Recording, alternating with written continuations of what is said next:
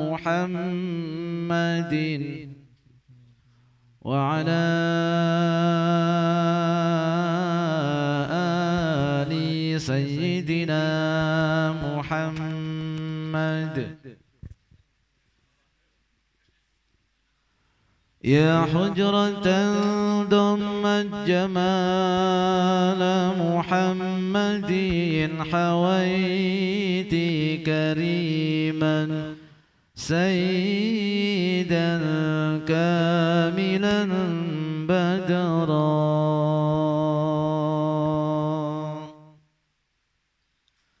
يا حجرة ضمت جمال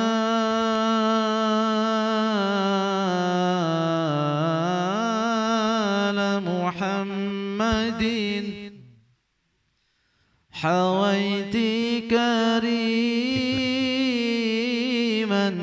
سيدا كاملا بدرا. مضى العمر مني يا محمد وانقضى ولم تسمح لي الأيام أن أنظر الحجرة. مقامك محمود وأنت محمد ورب السماء أعطاك حوضا وكوثرا.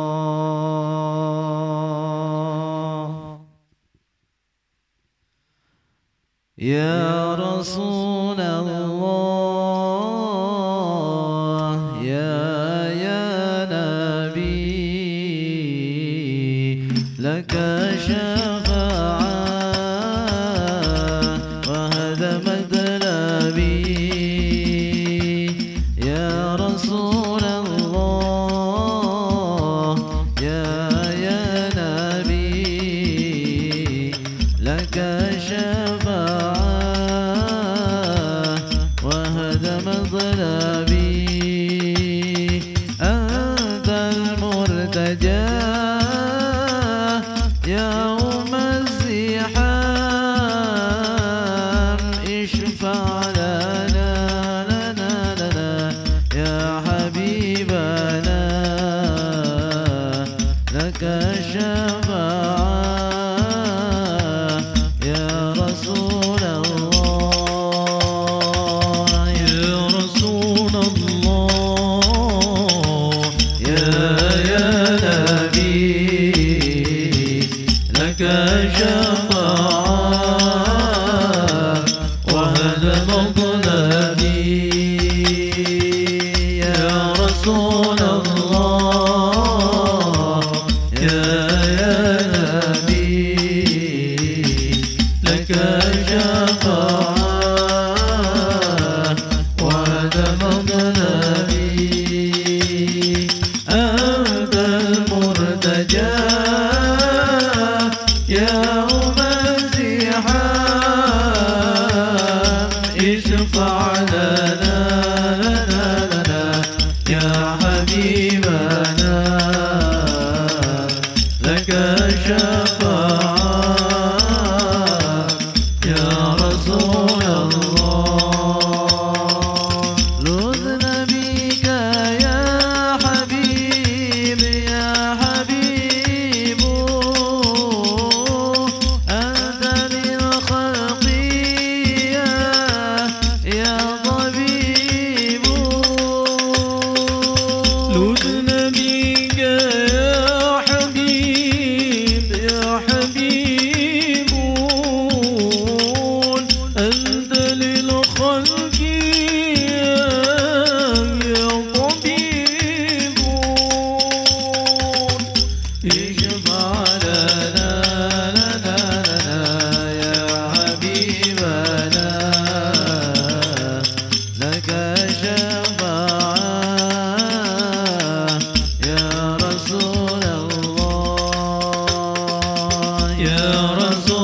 الله يا نبي لك شفاعة وهذا مطلبي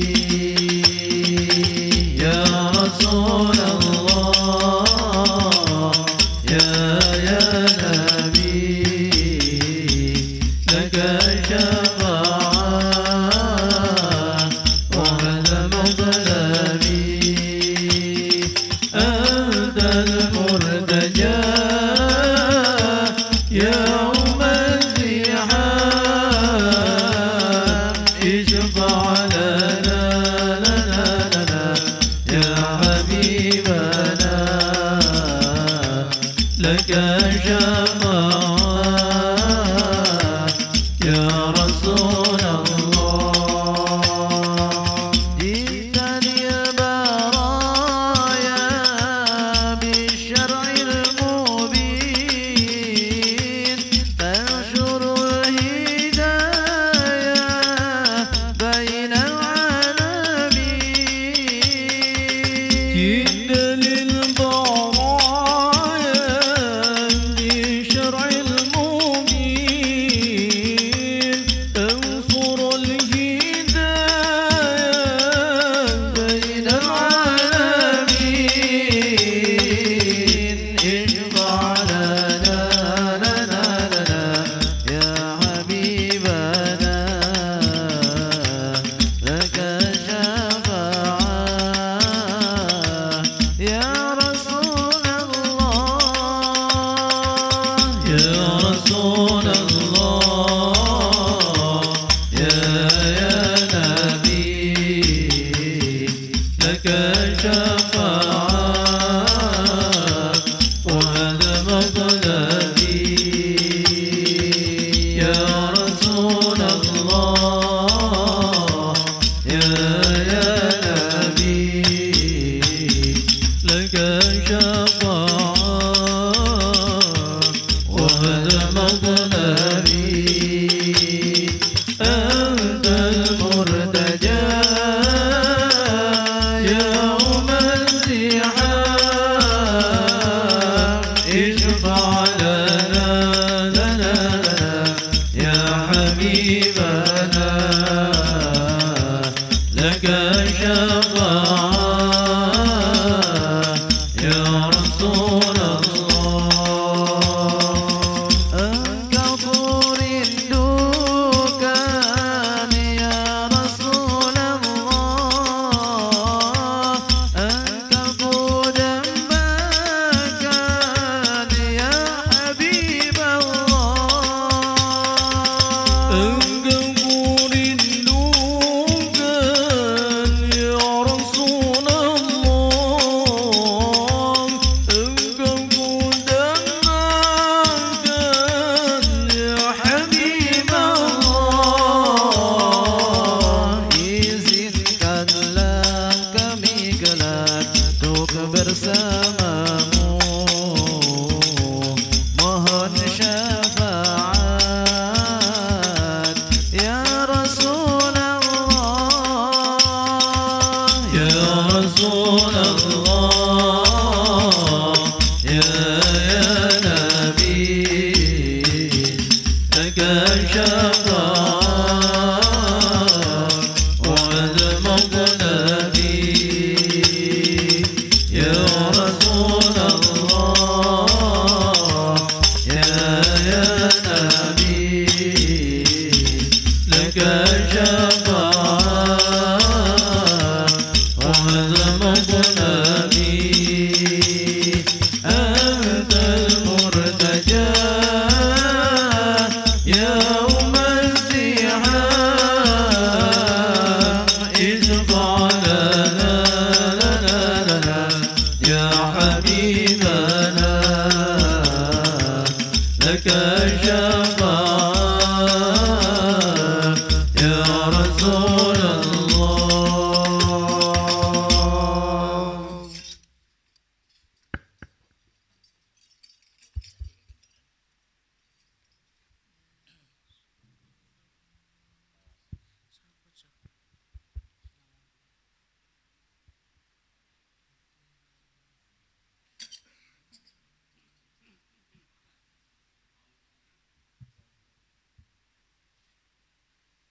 Bismillahirrahmanirrahim. Al-Fatihah hadratu Rasulillah sayyidina Muhammad ibn sallallahu alaihi wasallam alihi wa azwajihi wa dzurriyyatihi thumma ila arwahi masyayikhina khususan ila ruhi Abi Rahman sallallahu alaihi wasallam khususan ila ruhi sahibi barzanji wa sallim wa furhim anallahu yanfa'una bi asrari wa nafa'ati barakatihim fid dunya dunya wal akhirah. Sirrul Fatihah.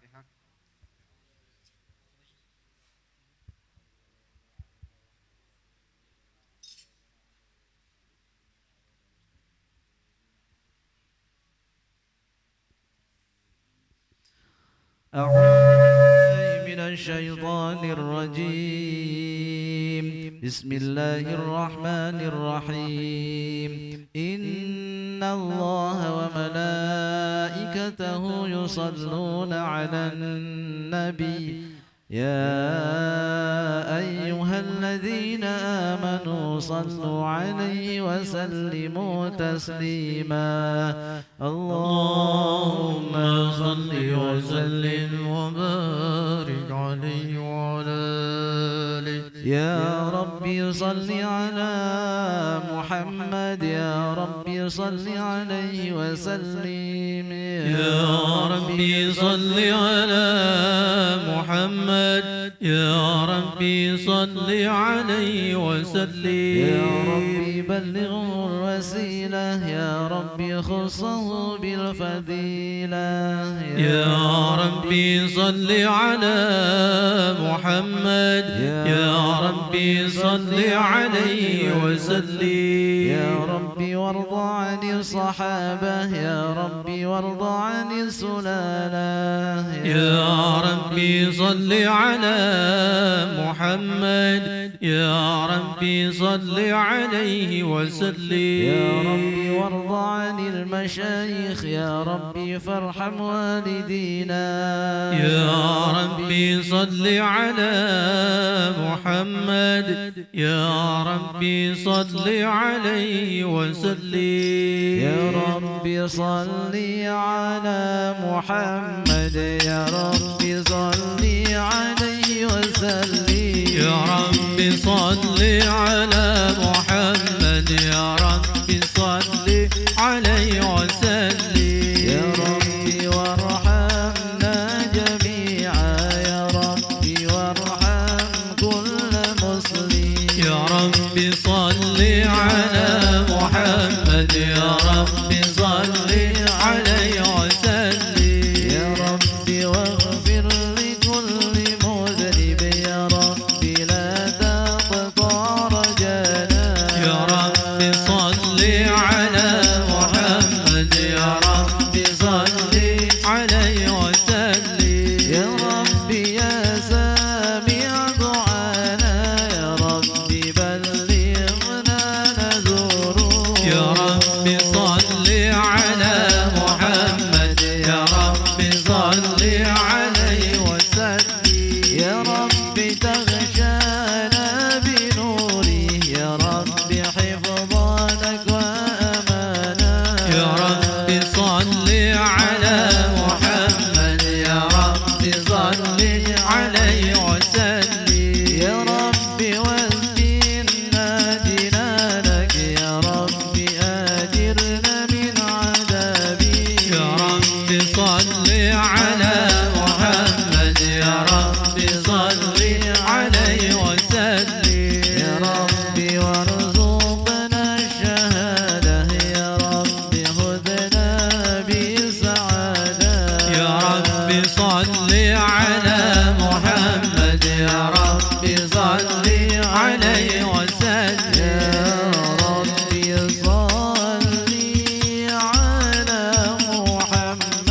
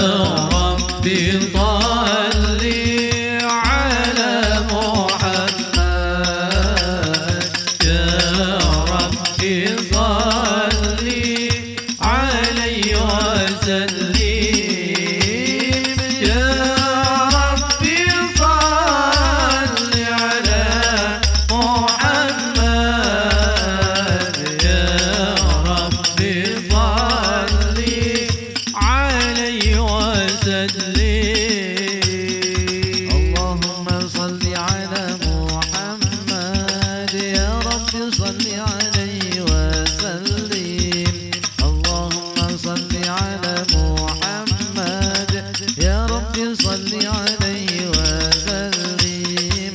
اللهم صل على محمد يا ربي صل عليه وسلم. اللهم صل على محمد يا ربي صل عليه وسلم. يا ربي واصلح كل مصلح، يا ربي واكفي كل مولي، يا ربي واصلح كل مصلح، يا ربي واكفي كل مولي، يا ربي نختم بالمشفع، يا ربي صل عليه وسلم، يا ربي نختم بالمشفع، يا ربي صل عليه وسلم. اللهم صل على محمد يا ربي صل عليه وسلم. اللهم صل على محمد يا ربي صل عليه وسلم. أعوذ بالله من الشيطان الرجيم. بسم الله الرحمن الرحيم. لقد جاءكم رسول من أنفسكم عزيز عليه ما عنتم حريص عليكم بالمؤمنين رؤوف رحيم. إن الله وملائكته يصلون على النبي يا أيها الذين آمنوا صلوا عليه وسلموا تسليما. اللهم صل وسلم وبارك عليه وعلى اللهم صل وسلم وبارك عليه وعلى آله.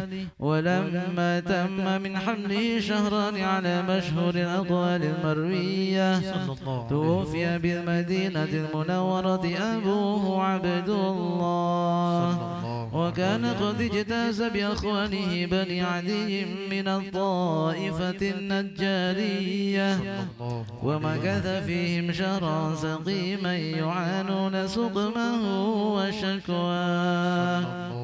ولما تم من حمله على الراجح 9 أشهر قمرية، وآن للزمان أن ينجلي عنه صداه، حضر أمه ليلة مولده آسية ومريم في نسوة من الحظيرة القدسية، وأخذها المخاض فولدته صلى الله عليه وسلم نورا يتلألأ سنا. صلى الله على محمد صلى الله عليه وسلم. صلى الله على محمد يا ربي صل وسلم. صلوا على النبي محمد. يا نبي سلام عليك، يا رسول سلام عليك، يا حبيب سلام عليك، صلوات الله عليك. يا نبي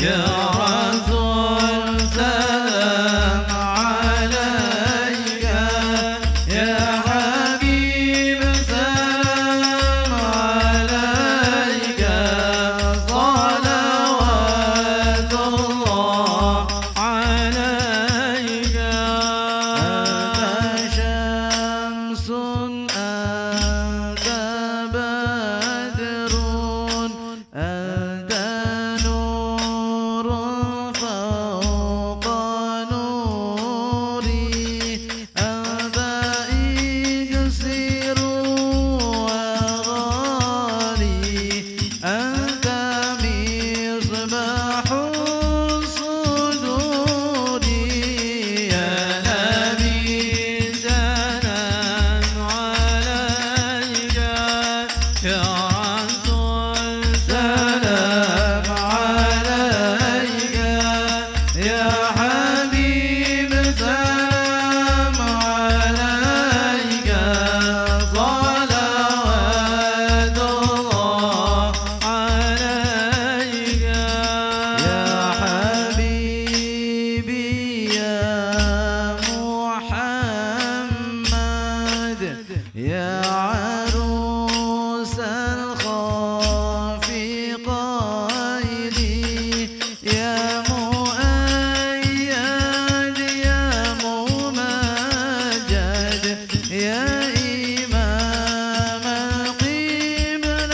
القبلتين يا نبي سلام عليك يا رسول سلام عليك يا حبيب سلام عليك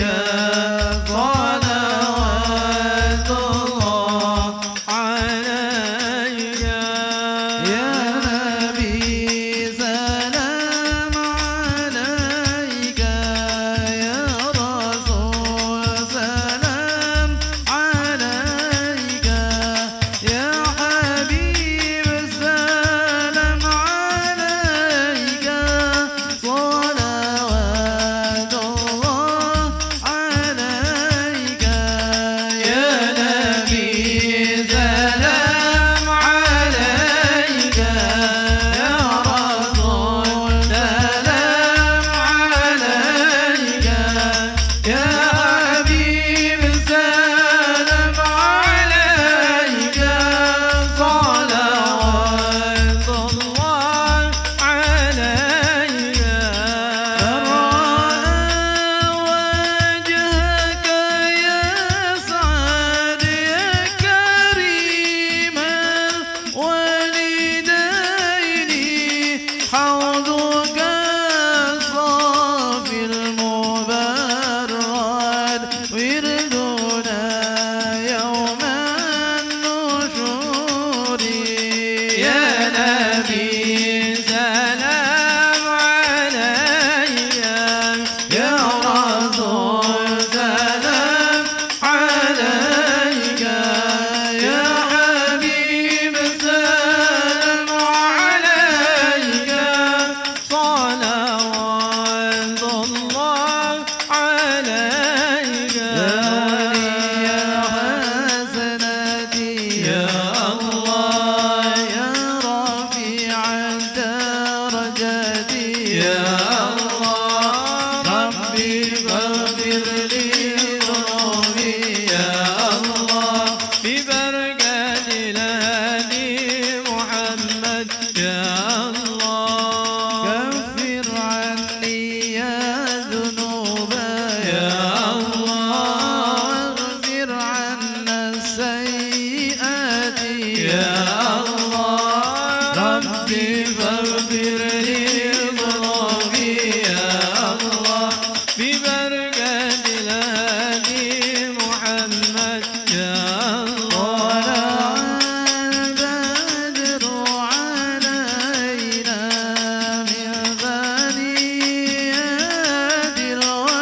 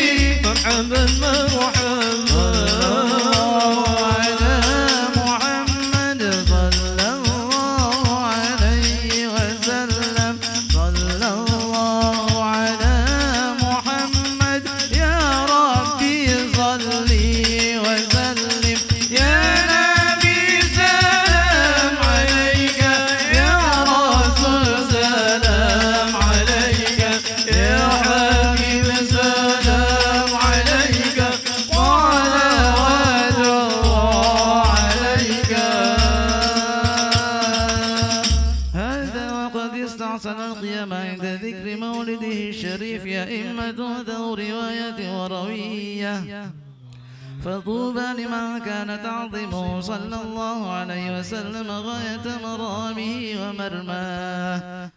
يرد اللهم قبره الكريم بعرف سديد من صلاة وتسليم. اللهم صل وسلم وبارك عليه وعلى آله.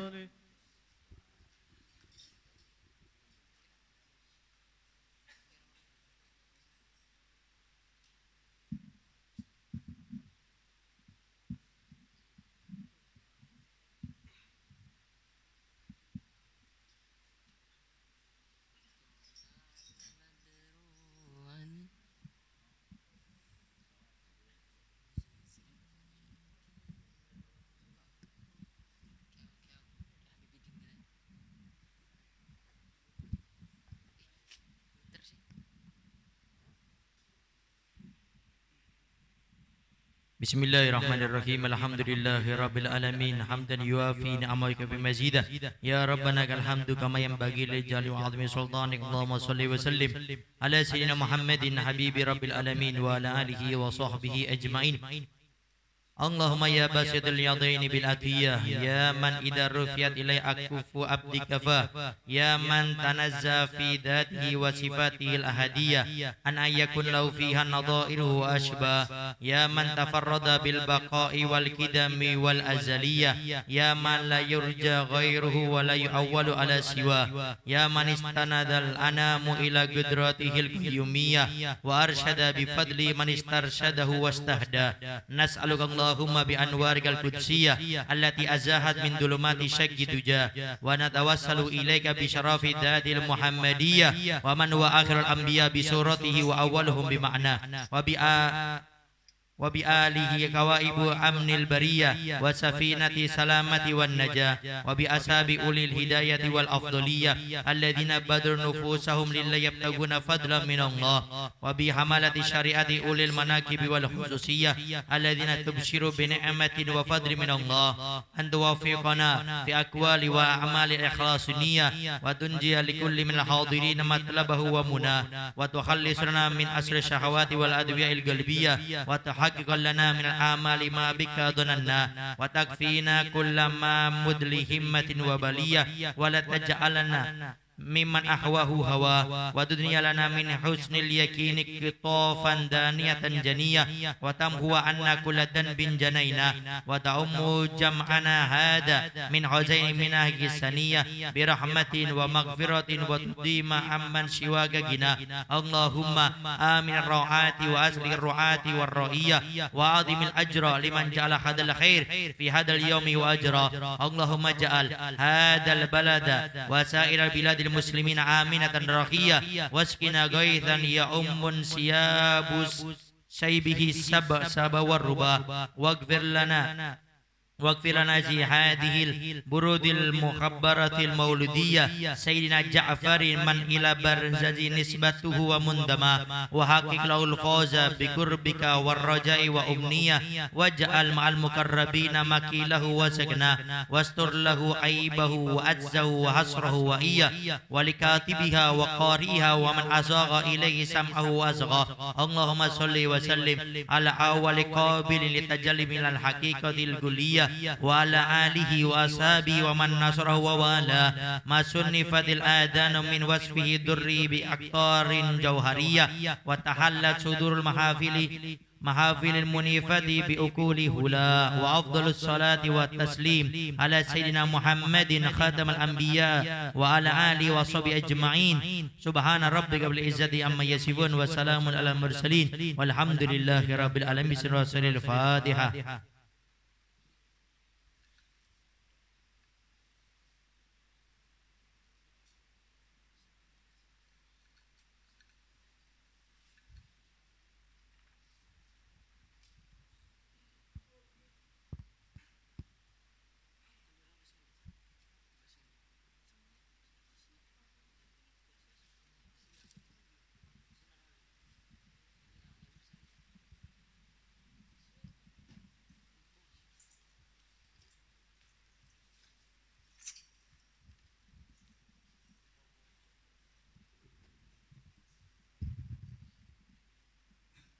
نستعين على أمور الدنيا والدين والصلاة والسلام على سيد الأولين والآخرين إمام المتقين وقائد الغر المحجلين سيدنا وحبيبنا ومولانا محمد وعلى آله وصحبه ومن تبعهم بإحسان إلى يوم الدين سبحانك لا علم لنا إلا ما علمتنا إنك أنت العليم الحكيم رب اشرح لي صدري ويسر لي أمري واحلل عقدة من لساني يفقه قولي اللهم انفعنا بما علمتنا وعلمنا ما ينفعنا وزدنا علما وإخلاصا وعملا والحقنا بعبادك الصالحين أما بعد.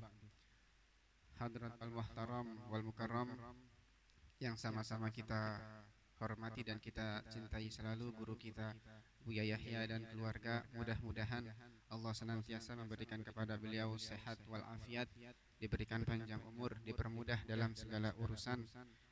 Tak lupa tentunya yang kami hormati juga sahibul majlis, guru kita Al-Habib Naufal Al-Attas. Kita doakan mudah-mudahan Allah panjangkan umur beliau, selalu diberikan sehat wal afiat, dimudahkan dalam segala urusannya, utamanya urusan dakwah beliau. Dan yang kami cintai para teman-teman Pasber semuanya, dan juga sahibul bait Haji Hendri. Mudah-mudahan kita semuanya dicintai oleh Allah Subhanahu wa taala. Jujur sebenarnya Al-Faqir kesini pengen hadir, cuman tadi diajak ngopi sore hari dengan beliau di Abemlik, ternyata ditarik-tarik sampai hari ini belum balik ke rumah. Jadi hadir ke sini pengen hadir, ngambil keberkahan antum semuanya. Dan jujur sebenarnya yang bikin anak malas hadirnya begini. Hadir ternyata di dorong-dorong, akhirnya suruh nyampaikan sesuatu ke antum semuanya. Baik, insyaallah ikhlas, tulus karena Allah Ta'ala. Teman-teman Pasber yang dimuliakan Allah Subhanahu wa taala, alhamdulillah kita bersyukur kepada Allah Subhanahu wa taala. Allah masih pilih kita di malam hari ini, kita bisa sama-sama hadir di majelis ini, majelis yang insyaallah penuh dengan keberkahan. Tentunya harapan kita semuanya adalah sama. Ketika hadir di sebuah majelis ilmu, sebuah majelis zikir, majelis salawat, kita punya harapan adalah untuk mencharging hati kita lah, ngecas hati kita, supaya semakin rindu dengan kebaikan, semakin rindu dengan Allah Subhanahu wa taala. Dan harapannya adalah kalau sudah hati ini terisi dengan kerinduan kepada kebaikan, sudah tercharging lah, sudah full hati kita, harapan kita adalah pertama kita ini untuk ibadah insyaallah semakin semangat. Kerinduan untuk mengamalkan sunnah-sunnah Nabi itu semakin semangat. Makanya harapan kita nggak pulang dari majelis ini, nggak pulang dari sini kecuali kita semakin semangat ibadahnya, semakin semangat dalam menjalankan sunnah-sunnah Nabi. Karena dari awal sampai tadi sebelum saya naik ke sini kan kita penuh dengan sholawat, baca maulid, membaca kisah Nabi, kemudian mahalab qiyam, ya Nabi salam alaika, ya Rasul dan seterusnya. Ini kan mengingatkan kepada baginda Rasul sallallahu alaihi wasallam. Maka kalau pulang dari sini ternyata enggak ada kita enggak semakin rindu untuk menjalankan sunnah Nabi, maka artinya kurang maksimal lah. Oleh-olehnya kurang kita bawa. Untuk urusan pahala, urusan syafaat Nabi insyaallah akan didapatkan semuanya. Ya kan? Pernah kan ada kisahnya sahabat siapa ketika dia ini adalah orang yang ahli khidmah kepada Rasul sallallahu alaihi wasallam. Ahli khidmah dia insyaallah sering ngabdi kepada Nabi. Saking rajinnya dia ngabdi kepada Nabi, suatu ketika Nabi mengatakan, "Kamu pengen apa? Sok katakanlah. Katakan kamu pengen apa, nanti aku kasih," kata Nabi. Saking Nabi cinta dengan orang ini, sahabat ini. Kata orang ini, "Ya Rasulullah, aku enggak ngatakan sekarang. Nantilah aku pikir-pikir dulu lah. Kira-kira apa yang akan aku mohon darimu ya Rasulullah." Beberapa hari kemudian datang lagi orang tersebut menghadap Nabi, "Ya Rasulullah, aku sudah memikirkan kira-kira apa yang akan aku mohon darimu." "Apa? Kamu minta apa?" kata Nabi. "Aku mohon kepadamu ya Rasulullah, as'aluka murafaqataka fil jannah." Aku hanya aku kelak pengen bersama engkau kelak di surganya Allah Ta'ala. Sampai Nabi heran, "Man alamaka hadza?" Yang ngajarinmu ini siapa? Kok kamu bisa hebat punya permintaan begitu? Kamu nggak minta ini, nggak minta itu, yang ngajarin kamu siapa? Kata dia, "Ya Rasulullah, aku nggak diajarin siapa-siapa. Aku hanya mikir kalau aku minta dunia bakal hilang. Aku minta ini semuanya bakal sirna. Tapi kalau aku minta kebahagiaan, aku minta bersamamu di surga, itu adalah kebahagiaan yang abadi." Apa kata Nabi? "Kalau gitu fa'inni ala nafsika bi kathrati sujud." Kalau gitu bantu aku untuk nolong dirimu dengan memperbanyak sujud, memperbanyak sholat maksudnya.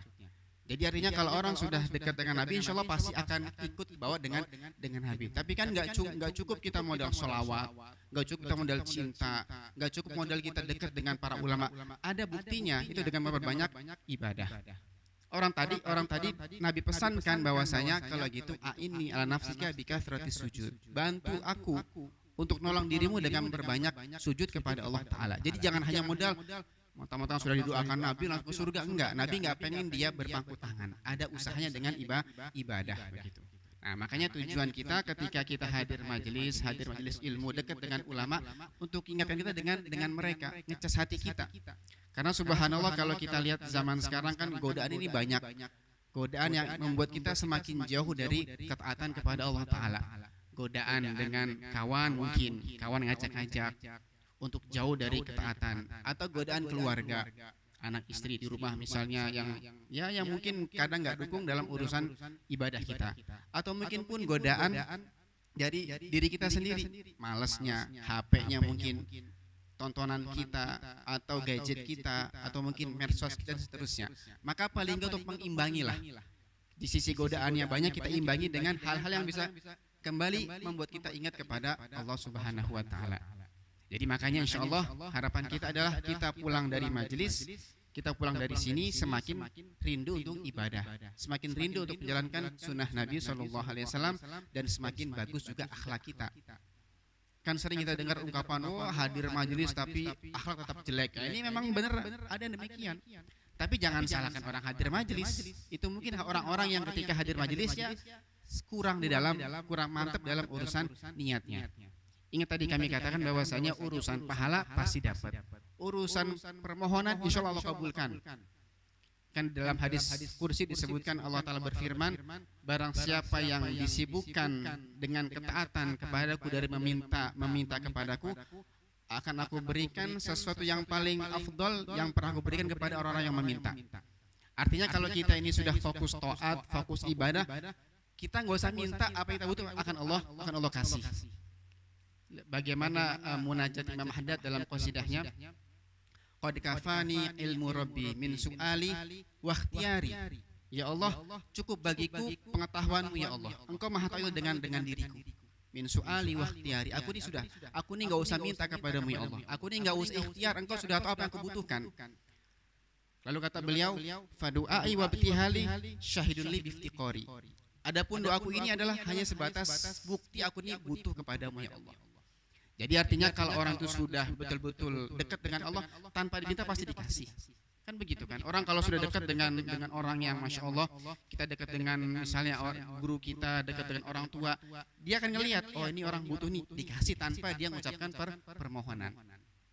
Dalam hadis Nabi menyebutkan orang yang banyak sholawat ketika, ya Rasulullah aku berapa persen aku jadikan sholawat dalam doaku ya Rasulullah, kata Nabi, terserah kamu mau 1/4, mau setengah, mau 2/3.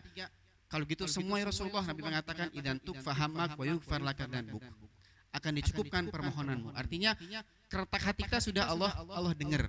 Nah ini jadi kita pengen hadir majelis semakin bawa kita kepada ketaatan kepada Allah Ta'ala, semakin dekat dengan sunnah Nabi SAW. Maka nanti kalau sudah taat dengan Nabi, sudah dekat dengan sunnah Nabi, insya Allah yang menjadi permohonan kita, hajat kita akan dimudahkan oleh Allah Subhanahu wa Ta'ala. Kemudian harapan kedua adalah dengan kita sering hadir majelis, ngecas hati kita agar kita punya hati ini tenang, nggak gampang stres, nggak gampang nggak gampang sumpek lah. Orang sekarang katanya healing gitu, healing ya, istilah healing. Lagi ini healing, kita healing, bikin pusing lah healing. Healingnya kita adalah dengan hadir majelis yang mulia, dengan zikir. Allah mengatakan ala bidzikrillahi tatmainnul qulub.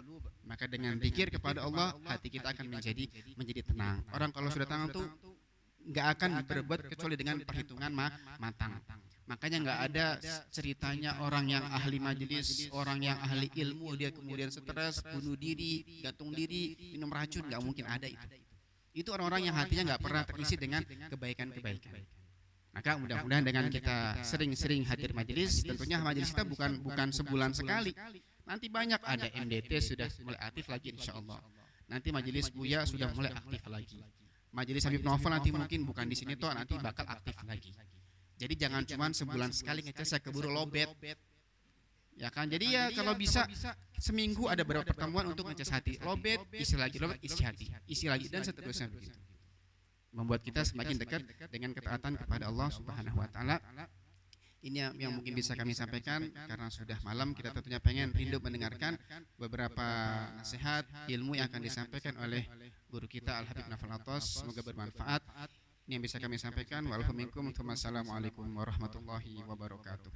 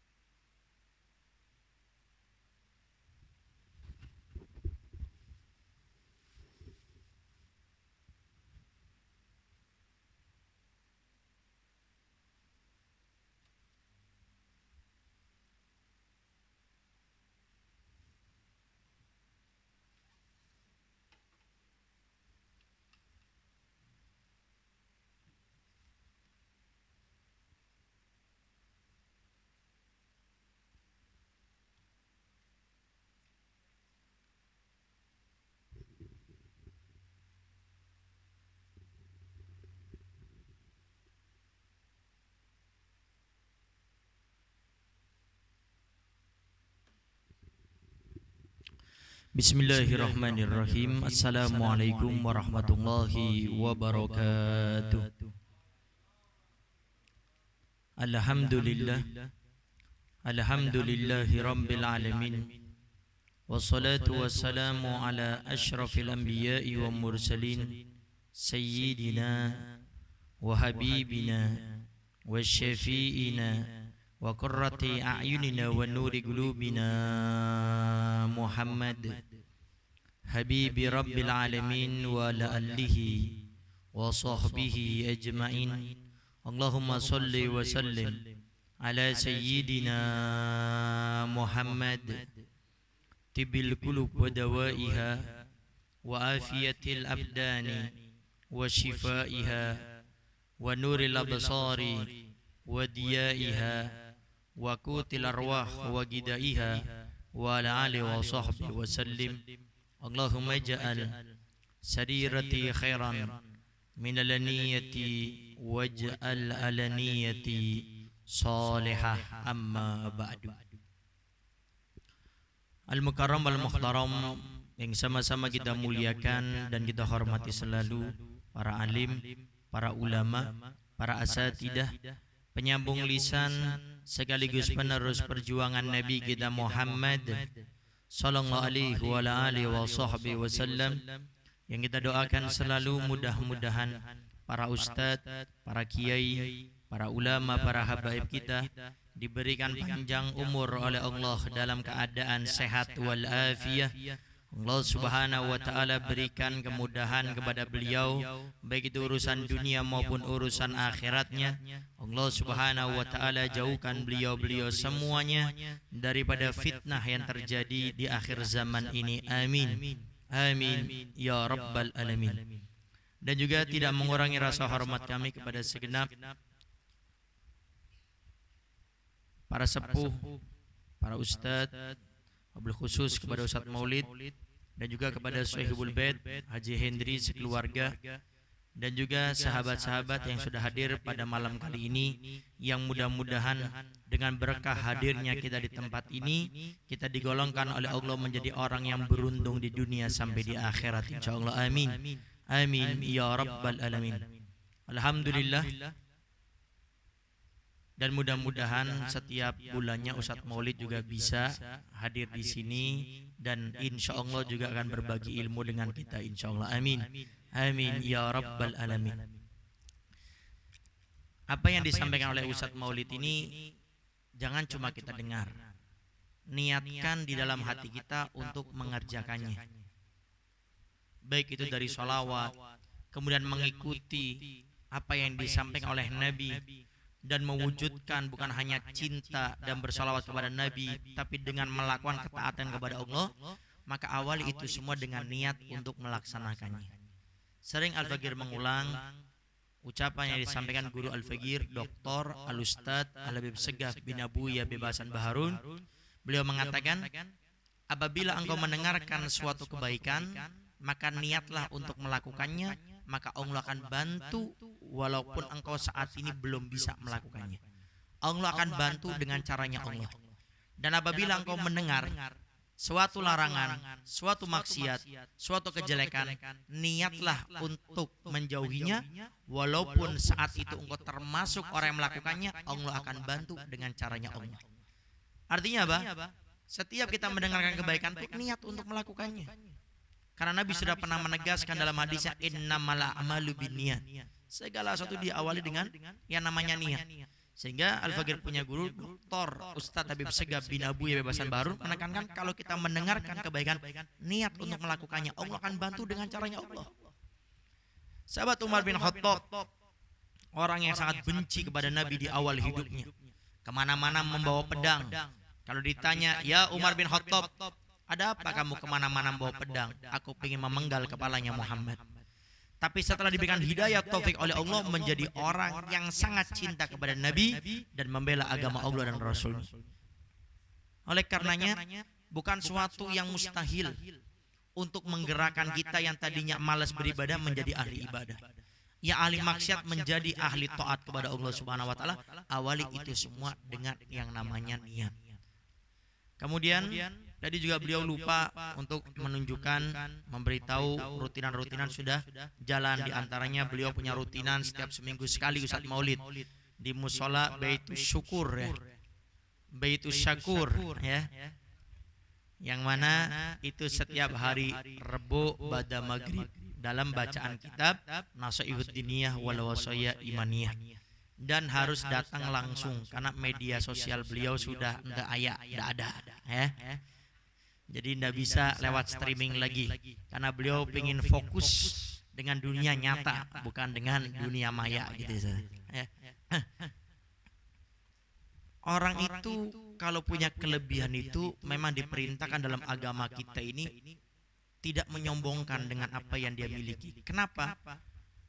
Karena dengan kita tidak memberitahu apa yang kita miliki, itu lebih dekat kepada keikhlasan dan lebih mudah kita untuk menjauhi daripada yang namanya sifat riya. Makanya beliau tidak menyebutkan rutinannya pada beliau punya ini, mungkin ketawaduan beliau, husnudon kita kepada beliau gitu. Karena dikatakan man tawaddu'a rafa'ahullah. Siapa orang yang tawadu akan diangkat derajatnya oleh Allah Subhanahu wa taala. Dan ingat, Allah kalau sudah ngangkat derajat seorang hamba, tidak akan ada yang bisa menurunkannya kecuali Allah Subhanahu wa taala. Begitu juga waman takabbara wadahullah. Siapa orang yang sombong, memamerkan apa yang dia punya dengan tujuan merendahkan orang lain, punya ilmu, merendahkan orang yang tidak punya ilmu, kaya merendahkan orang miskin, punya jabatan merendahkan rakyat jelata, punya nasab yang baik merendahkan orang yang tidak punya nasab yang baik, maka akan direndahkan oleh Allah. Dan Allah kalau sudah merendahkan seorang hamba, jangan harap akan ada yang bisa mengangkatnya kecuali Allah Subhanahu wa taala. Sehingga hidup ini harus kita memiliki sifat tawadhu. Karena sifat tawadhu itu yang sering Al-Faqir punya guru Dr. Ustadz Habib Segaf Baharun waktu bercerita termasuk acara milad yang kemarin di Majelis Al-Wasilah. Yang kedua beliau itu menjelaskan, saya mendapat wasiat diberitahu oleh abah saya, Abuya Bebasan Baharun. Beliau katakan, apa bahasanya? Ya, beliau bilang dengan anaknya, apa bahasanya? Keder. Wahai Ustadz Segaf, cuma ini bahasa kita ya. Apa bahasanya? Ya wahai Ustadz Segaf, anggap aja ya ini pokoknya abahnya. Abah beliau Abu Hasan bilang kepada anaknya. Apa bahasa yang enak? Wahai anakku, ya. Wahai anakku, jadilah engkau seperti angka 0, kata beliau. Beliau awalnya nggak tahu apa maksud daripada angka 0. Dijelaskan oleh Abuya Bebasan Baharun, jadilah engkau seperti angka 0, yaitu orang yang dalam hidupnya ini merasa tidak punya apa-apa. Dan kata beliau, orang kalau sudah bisa seperti ini, yaitu seperti angka 0, jadi dia nggak punya apa-apa, ilmu semuanya milik Allah, harta milik Allah, jabatan milik Allah, nasab semuanya dari Allah, kita merasa nggak punya apa-apa, kata beliau, duduk dengan siapapun enak. Karena ada sebagian orang duduk dengan seseorang itu pengen ngambil manfaat. Kalau manfaat kebaikan, mending ini manfaat dunia terkadang. Makanya kata beliau, saya bisa duduk dengan siapapun. Bahkan kemarin di acara milad ada teman beliau, Habib Alwi Al-Habsyi, itu menjelaskan kepada Al-Fagir, kebetulan waktu itu kita satu mobil. Beliau menjelaskan, Ustaz Segaf ini salah satu ulama yang bisa duduk dengan semua kalangan. Kalangan pejabat bisa, kalangan habaib bisa, ulama, ustadz, kiai bisa, artis bisa, pemain bola, apalagi beliau suka main bola. Kenapa? Ya itu, tidak pernah dirinya itu merasa saya beda dengan yang lainnya. Dan itulah, kalau kita ingin menjadi seorang yang tawadhu itu, jangan pernah kita merasa punya kelebihan. Merasalah diri kita orang paling jelek, kita orang paling hina. Tidak pernah merasa dirinya itu punya suatu kelebihan, maka orang itu akan terjauhkan dari sombong, terjauhkan dari riya, merendahkan orang dengan merasa saya orang paling hina, saya orang paling jelek. Kenapa Al-Fagir ceritakan seperti ini? Di antara anak Abu Habib Hasan bin Ahmad bin Husain bin Thohir bin Umar Baharun, itu di antara anak beliau dari Ustadzah Khadijah, Hubabah Khadijah Al-Hindwa, yang 4 anak laki-lakinya itu yang paling pemarah itu Ustadz Segaf Baharun. Paling pemarah, dijuluki Abu Tos. Jadi kalau ada istilah orang Arab bilang Abu Tos, itu orang yang pemarah. Sampai diceritakan oleh Al-Fagir, saya punya guru Ustadz Basri Ismail Ayyub, bahkan beliau juga pernah cerita, kalau saya tidur nggak ada yang berani membangunkan saya, termasuk Akhi Abu Yazin, kata beliau, kecuali Abu Habib Hasan Baharun yang berani membangun. Waktu beliau mau dikirim ke Madinah kepada Habib Zain bin Ibrahim bin Semit, Abu Habib Hasan Baharun, beliau berwasiat kepada anaknya, wahai anakku, aku mengirim engkau ke Madinah bukan hanya untuk belajar ilmu agama, tapi yang paling penting 2 ini, kata beliau.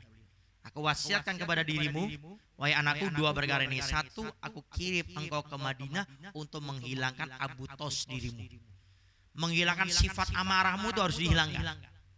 Yang kedua, aku kirim engkau ke Madinah untuk berkhidmat dengan Habib Zain bin Ibrahim bin Semit. Kata beliau, Al-Fagir, saya waktu 4 tahun belajar di Madinah, saya nggak pernah marah sama sekali. Coba bayangkan, dari orang yang sangat pemarah, nggak pernah marah sama sekali. Kecuali saya pernah marah, itu 1 kali, kata beliau. Waktu kita lagi nonton Indonesia bola, pertandingan bola Indonesia melawan Arab, kalau tidak salah itu kalah. Kalau nggak salah sampai 4-0 atau sekian kosong gitu. Kemudian orang-orang Arab nih ngejek negara Indonesia, Indonesia nggak bisa main bola ini. Saya akhirnya karena ya mungkin jiwa nasionalismenya muncul, saya nggak terima, saya tonjok akhir orang itu. Dan setelah saya pukul, saya itu sedihnya sampai 6 bulan selanjutnya itu. Jadi sedih sekali. Artinya apa? Orang itu bisa mengubah karakternya, kata Dr. Ustadz Habib Segaf Baharun, dengan apa? Dengan kebiasaan. Jadi karakter kita ini bisa kita rubah dengan kita membiasakan yang baik. Kenapa? Karena karakter yang tidak baik itu diawali dengan kebiasaan. Sehingga kalau kita sudah berusaha membiasakan dengan yang baik, karakter yang tidak baik itu akan hilang dengan sendirinya. Nah, istiqomah itu dari apa? Dari kebiasaan. Kita awali dengan kebiasaan yang baik, maka insya Allah akan menjadi yang baik. Para hadirin yang dimuliakan oleh Allah Subhanahu wa taala, nah, kemudian ini juga perdana kita mulai pembacaan kitab Nashihul Ibad, nasihat-nasihat kepada hamba-hamba Allah. Dan insya Allah ntar kita rutin seperti biasa setiap Ahad keempat, ya. Seperti biasa, ya. Seperti saat ini ntar ada Ustadz Maulid, ya, di awal akan menyampaikan daripada nasihatnya, kemudian Al-Fagir. Saat ini kita masuk bab yang menurut Al-Fagir ini sangat penting dalam kehidupan kita. Kenapa? Karena Nabi kita Muhammad SAW mensabdakan, hidup kita itu antara bersyukur dan bersabar. 2 saja, kata Nabi. Hidup kita ini di antara 2, bersyukur dan bersabar. Itu yang kita bahas pada kesempatan kali ini.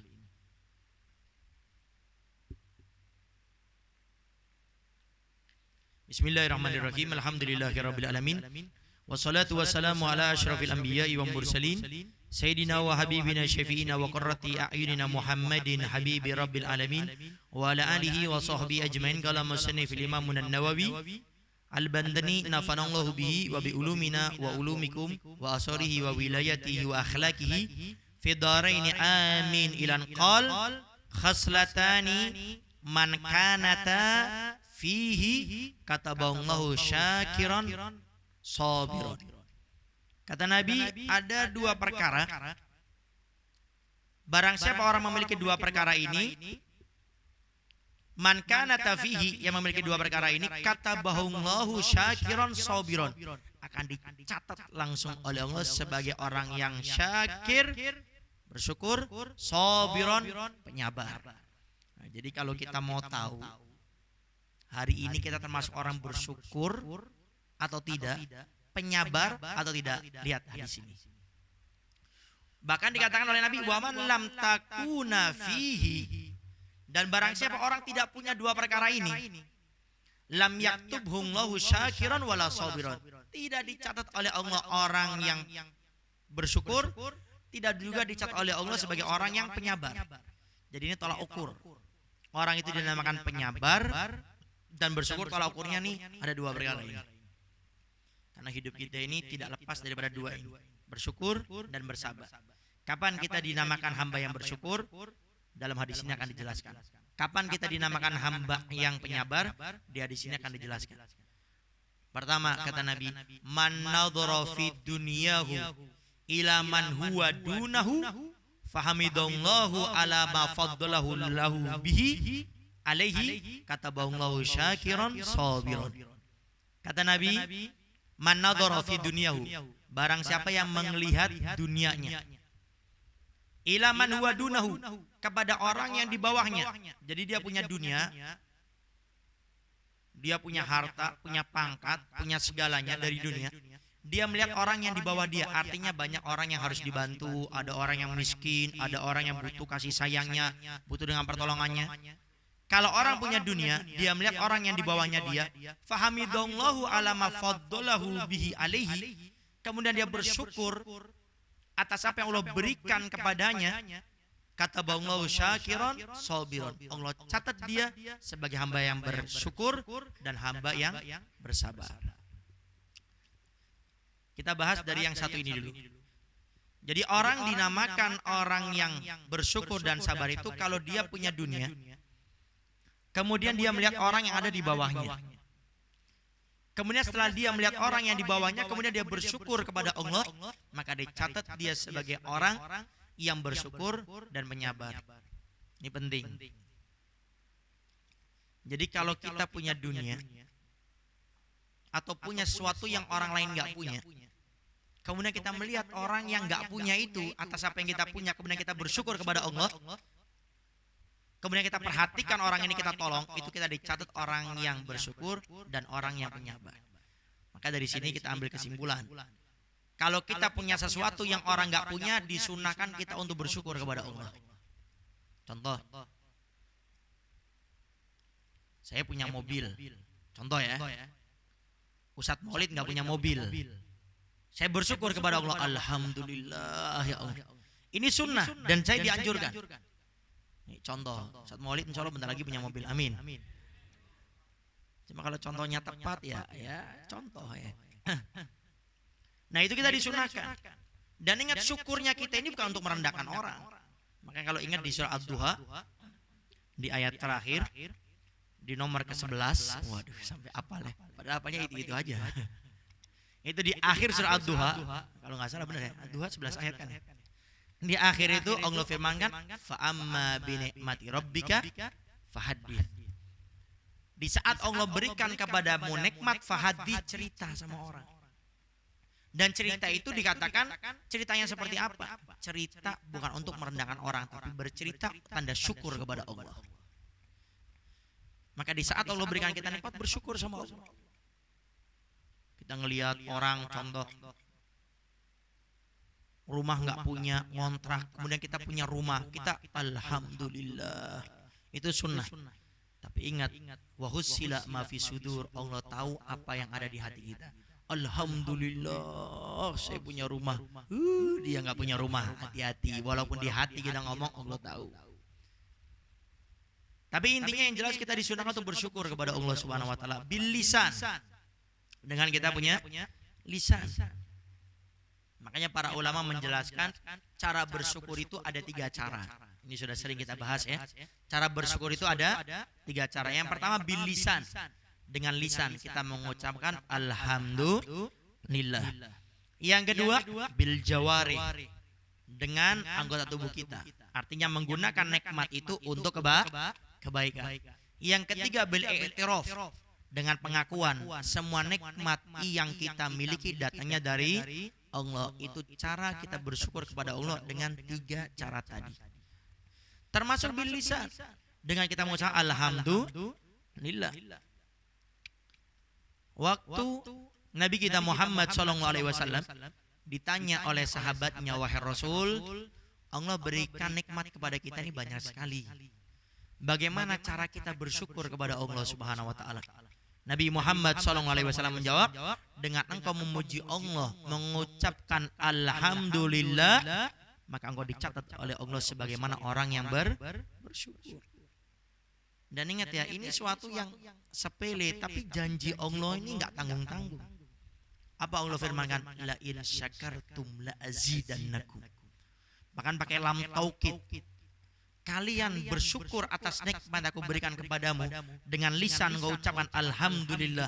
Dengan anggota tubuhmu gunakan itu nikmat untuk ibadah. Dengan hatimu engkau mengakui itu nikmat datangnya dariku. Allah janjikan la azidannakum. Aku tambah, kata Allah. Ingat, innallaha la yukhliful mi'ad. Allah nggak pernah ingkar janji. Sehingga hari ini kita diberi nikmat apapun oleh Allah, di antaranya hadir majelis ini, bersyukur sama Allah. Mungkin hari ini kita hadir majelis taklim masih karena terpaksa. Mungkin karena nggak enak. Contoh, karena kita sore jalan-jalan sama orang, kemudian diajak ke majelis taklim, akhirnya nggak mau, akhirnya datang ke situ. Itu awalnya terpaksa. Tapi karena kita bersyukur kepada Allah Subhanahu Wa Taala, akhirnya Allah berikan di hati kita ini apa? Rasa nikmat untuk hadir majelis taklim. Ini perlu Al-Fakir cerita. Karena tadi malam kebetulan kita juga ada kajian, kita bahas ini. Masih ingat ada Abah Thohir Tegal? Abah Thohir Pegagan bin Yahya.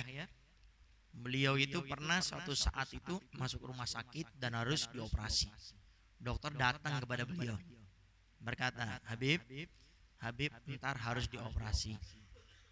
Abah Thohir tanya, berapa biayanya? 25 juta Bib. Tanya lagi, pasti sembuh enggak kalau dioperasi? Bib, yang namanya usaha Bib. Akhirnya kata beliau, kalau enggak pasti sembuh, ya sudah enggak usah. Saya mau pulang. Bib, belum sembuh. Sehari aja saya pulang. Pulang, apa yang dilakukan di rumahnya? Beliau ngadakan acara maulid majelis taklim. Selesai acara, besoknya balik lagi ke rumah sakit. Apa yang terjadi? Dokter yang ngecek, kemudian si dokter bilang, Beb, maaf, saya mau tanya, itu penyakit diumpetin di mana?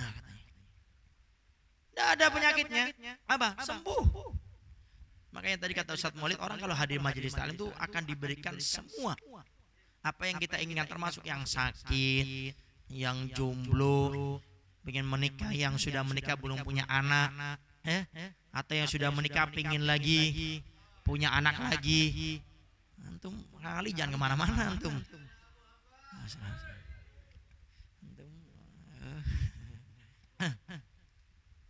Sehingga penting bagi kita ya untuk selalu menghadiri majelis-majelis mulia seperti ini. Kita kembali lagi ya. Jadi hendaknya kita ini selalu bersyukur kepada Allah Subhanahu dengan kita punya lisan. Tapi sekali lagi syukurnya kita ini untuk menjadikan apa yang Allah berikan kepada kita ini, rasa itu ada dengan lisan, karena beda. Coba buktikan. Kita hadir majelis taklim contoh, tidak mengucapkan rasa syukur itu dengan lisan, dengan kita hadir majelis taklim mengucapkan rasa syukur itu dengan lisan, itu beda. Makanya kenapa kita diperintahkan dengan lisan, biar rasa itu muncul.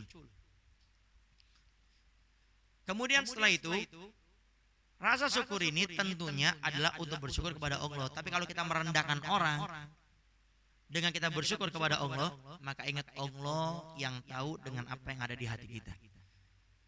Kalau dulu zaman-zaman jahiliyah kita nonton televisi dulu ya, zaman jahiliyah ya, bukan zaman-zaman sekarang ini. Ada orang bersyukur, alhamdulillah saya punya duit. Kemudian di hatinya tuh kayak ada omongan suara, orang miskin gak punya duit. Nah, yang kayak gini-gini nih. Itu Allah tahu dengan apa yang ada di hati kita. Nah, syukur di sini adalah bersyukur kepada Allah atas nikmat. Makanya dikatakan alama faddalahu bihi alaihi, atas nikmat yang diberikan kepadanya. Dicatat oleh Allah sebagaimana orang yang bersyukur dan bersabar. Karena sifat syukur ini, dengan kita melihat orang yang di bawah kita itu akan menimbulkan rasa kita peduli dengan mereka. Makanya sampai para ulama itu menjelaskan, kalau engkau ingin mensyukuri nikmat sehat yang Allah berikan kepadamu, maka datanglah ke rumah sakit, kata beliau. Sebagian ulama mengatakan seperti itu.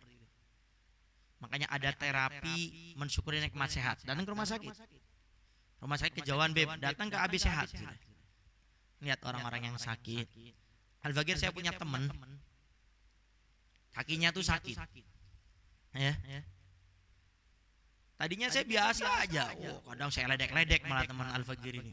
Kakinya sakit. Oh, kamu harus bersabar ya, macam-macam. Tapi setelah Al-Bagir saya ngelihat sendiri, waktu kakinya itu mau diobati, dibuka itu perbanyak. Masya Allah, di situ Al-Bagir, ya Allah. Makanya harus ada terapi.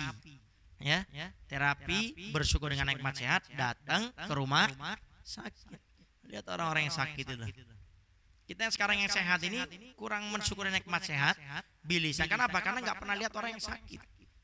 Makanya Habibullah Haddad dalam kitab Hikamnya beliau mengatakan, kalau engkau ingin mengetahui suatu nikmat, maka bandingkan itu nikmat dengan lawannya. Nikmat sehat bandingkan dengan sakit, kaya bandingkan dengan miskin. Maka kita akan menjadi orang yang bersyukur kepada Allah Subhanahu wa taala.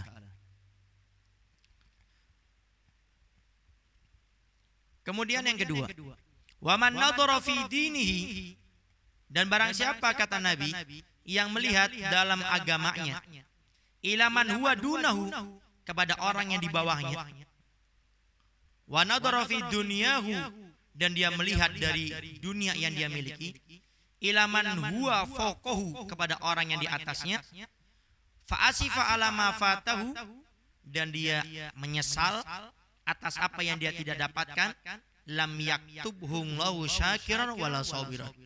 Allah tidak akan mencatat dia sebagai orang yang bersyukur, dan juga tidak dicatat sebagaimana orang yang bersabar. Kalau yang kedua ini sebaliknya. Orang yang memiliki agama artinya dia ahli ibadah. Orang yang ahli ibadah, orang yang ahli berbuat kebaikan, dia melihat orang yang di bawahnya, maka orang tersebut tidak akan menjadi orang yang naik daripada derajatnya. Makanya kita ini kalau ingin menjadi orang yang ibadahnya itu lebih semangat, lebih baik lagi, lihat orang yang di atas kita. Jangan lihat orang yang dikatakan man huwa dunahu, lihat orang yang di bawah kita aja. Kalau kita ingin bersyukur dengan ibadah yang kita lakukan itu, bagaimana caranya? Lihat orang yang di atas kita. Banyak orang yang ibadahnya itu lebih dahsyat daripada kita. Sehingga kita termotivasi untuk bisa melakukan ibadah-ibadah ini bisa lebih banyak lagi. Di antaranya cerita daripada Habib Abdullah Haddad. Beliau ini sebelum jadi wali kutub, beliau ini datang ke kuburannya Habib Abdullah Al-Idrus Al-Akbar, datuknya habaib yang bangsanya Al-Idrus. Karena beliau ini la'ala shawab ditinggal oleh ayahnya itu semenjak beliau ada di kandungan. Di masa kecil beliau dibawa oleh ibundanya ke kuburannya Habib Abdullah Al-Idrus Al-Akbar. Ini bicara karomah. Karomah itu adalah amrun kharikun lil adah, perkara yang tidak masuk di akal tapi terjadi keluarnya daripada orang-orang soleh atau para aulia. Itu namanya karomah. Kalau suatu yang tidak masuk di akal keluarnya dari para nabi, itu namanya mukjizat.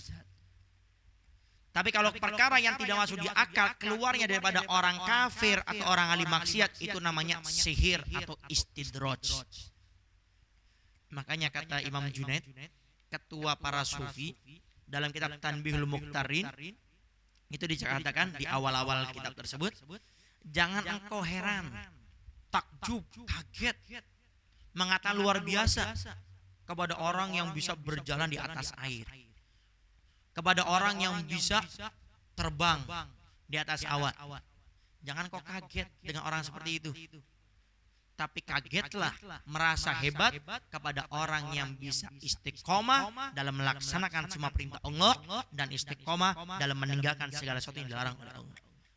Kenapa kata beliau? Karena orang yang bisa berjalan di atas air, dia nggak bakal bisa ngalahkan ikan, bisa hidup dalam air. Orang yang bisa terbang di atas awan, burung bisa lebih terbang, lebih hebat daripada dia. Karena sekarang ini banyak fenomena-fenomena yang aneh-aneh, apalagi diviralkan di media sosial, ya kan? Ada orang bisa nebak, ya, oh ini ntar tahun depan terjadi kayak gini, tepat. Ternyata orang kafir yang ngomong atau orang ahli maksiat, ini wali Allah, langsung wali Allah. Oh ini orang bisa memberhentikan hujan contohnya. Dibilang ini orang keramat katanya.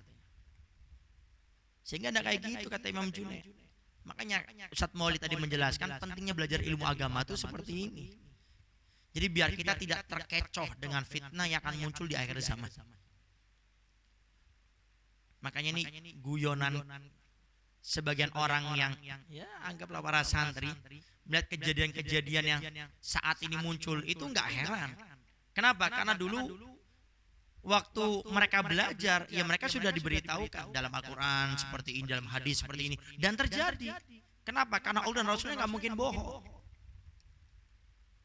Sehingga ntar yang akan muncul kejadian ini bagi orang-orang yang pernah mondok belajar ilmu agama itu tidak begitu mengherankan. Kenapa? Karena sudah pernah dijelaskan dan mereka meyakini hal tersebut. Makanya di saat muncul kelompok ini ya heran. Makanya sekali lagi penting kita belajar ilmu agama. Habib Abdul Haddad, kita kembali lagi. Beliau dibawa oleh ibundanya ke kuburannya Habib Abdullah Al-Idrus Al-Akbar. Setelah dibawa, ibundanya bilang seperti ini kurang lebih. Ya Habib, ini anak saya Abdullah Al-Haddad, Abdul Haddad saya serahkan kepada dirimu. Subhanallah, dengan karomah beliau keluar daripada kuburannya, kemudian dididik Habib Abdul Haddad oleh beliau secara langsung. Sehingga cerita beliau akhirnya menjadi dewasa. Setelah itu akhirnya Habib Abdul Haddad itu datang ke kuburannya Habib Abdullah Al-Idrus Al-Akbar. Beliau bilang gini, ya Habib, sekarang aku belum bisa melampaui makommu, derajatmu di hadapan Allah Subhanahu wa Ta'ala. Tapi nanti suatu saat saya akan datang ke sini lagi dan aku akan berkata, aku sudah melampaui makommu. Kemudian beliau ibadahnya luar biasa. Bayangkan, beliau itu kehilangan matanya itu di usia kurang lebih 3-4 tahun. Ada yang mengatakan beliau kena penyakit cacar, ada yang mengatakan beliau kena penyakit panas sampai kedua matanya hilang. Tapi lihat, di usia 6-7 tahun sholat sunnahnya 200 rakaat, buta. Di usia balik 13-15 tahun sampai beliau meninggal dunia, itu beliau beribadahnya 1000 rakaat sampai beliau meninggal dunia. Semua sunnahnya Nabi Muhammad SAW sudah beliau kerjakan semuanya. Beliau seumur hidupnya tidak pernah mengerjakan perkara makruh. Beliau kalau ada iskal masalah hadis Nabi, bingung ini hadis kedudukannya bagaimana, sahihnya, hasannya, doifnya, itu beliau langsung bisa tanya kepada Nabi Muhammad SAW dan dijawab langsung oleh Nabi. Akhirnya beliau suatu saat lagi datang ke kuburan Habib Abdullah Al-Idrus Al-Akbar. Beliau mengatakan, sekarang ya Habib, saya sudah melampaui makom daripada dirimu. Apa ini? Motivasi. Jadi kalau kita memiliki ilmu, memiliki ibadah, kebaikan, yuk lihat orang yang di atas kita, biar termotivasi. Habib Abdul Haddad ini hidup di zaman cucu atau cicitnya Syekh Abu Bakar bin Salim. Beliau waktu itu baru mengenalkan namanya Rotibul Haddad. Ada orang yang hasut, gak senang sama beliau. Akhirnya difitnah beliau. Oh ini Habibul Haddad ini buat Rotibul Haddad orang kumpul karena pingin bersaing dengan Syekh Abu Bakar bin Salim. Sehingga nggak tanggung-tanggung. Dibenturkan dengan siapa? Dengan cicitnya Syekh Abu Bakar bin Salim. Dan subhanallah termakan isu. Kemudian akhirnya beliau datang. Tabayun. Ya Habibul Haddad, aku dengar engkau membuat Rotibul Haddad kumpulan ini. Engkau pingin bersaing dengan datukku Syekh Abu Bakar bin Salim. Coba lihat jawaban orang yang pingin memiliki makom yang tinggi di hadapan Allah. Apa jawab beliau? Apakah aku tidak mungkin untuk bisa melampaui makom daripada datukmu Syekh Abu Bakar bin Salim? Kata beliau. Dijawab, mungkin. Apakah Allah yang menciptakan, memberikan makom kepada datukmu Syekh Abu Bakar bin Salim berbeda dengan Allah yang sekarang? Dijawab, sama saja. Asaki baki, kata beliau. Yaitu yang memberikan makom, yang memiliki semuanya itu baki, kekal sampai sekarang. Itu beliau. Jadi memotivasi dirinya untuk mendapatkan makom yang tinggi. Makanya kata Nabi, kalau engkau ini mendapatkan ujian, cobaan, lihat orangnya di atasmu banyak yang harusnya kita bisa bersabar. Termasuk juga ibadah. Jangan lihat orang yang di bawah kita. Oh cukuplah, yang penting saya mondok, saya bisa mimpin tahlil, baca yasin, baca waqiah, al-muluk, baca maulid, mimpin cukuplah. Enggak termotivasi lihat orang yang di atas. Sehingga dengan kita melihat orang yang di atas ini, kita bisa menjadi orang-orang yang makin semangat dalam semua kebaikan.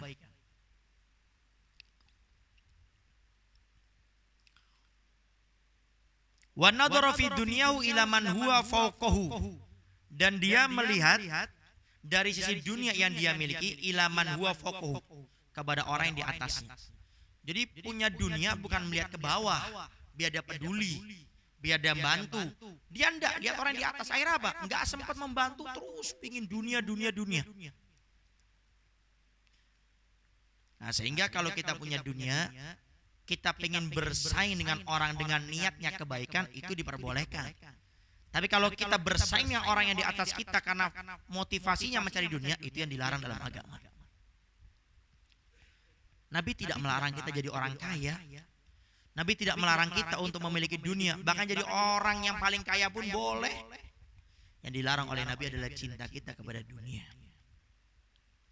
Kenapa Nabi melarang kita cinta kepada dunia? Karena kalau kita sudah cinta kepada dunia, hati kita terikat dengan dunia, akhiratnya akan lepas. Makanya dalam kitab hadis Arba'in Nawawiyah, seorang sahabat Nabi tanya sama Nabi, ya Rasulullah, wahai Rasulullah, dullani ala amalin, beritahu aku satu amalan, idza amiltuhu ahabban ya Allah. Kalau saya kerjakan ini amalan, Allah akan cinta kepada saya. Apa jawab Nabi? Faqala izhad fid dunya yuhibbukallah. Menjauhlah engkau dari urusan dunia, Allah akan cinta kepadamu. Apa itu? Daripada cinta kepada dunia. Maka hati-hati dengan cinta dunia. Bahkan Nabi sampai mensabdakan, aku tidak takut kesyirikan yang terjadi kepada umatku. Yang aku khawatirkan adalah cinta dunia yang masuk ke hati umatku. Bayangkan, yang disabdakan Nabi itu kesyirikan, Nabi tidak khawatir. Kenapa? Kesyirikan itu jelas. Ini syirik, tidak boleh. Menduakan Allah, tidak boleh. Pasti, jelas, nampak. Tapi kalau sudah orang cinta dunia, dikit-dikit akan menggerogoti sampai akhirnya lupa kepada akhiratnya, lupa kepada ibadahnya, lupa kepada semuanya, akhirnya sampai lupa kepada Allah Subhanahu wa taala. Itu daripada cinta dunia.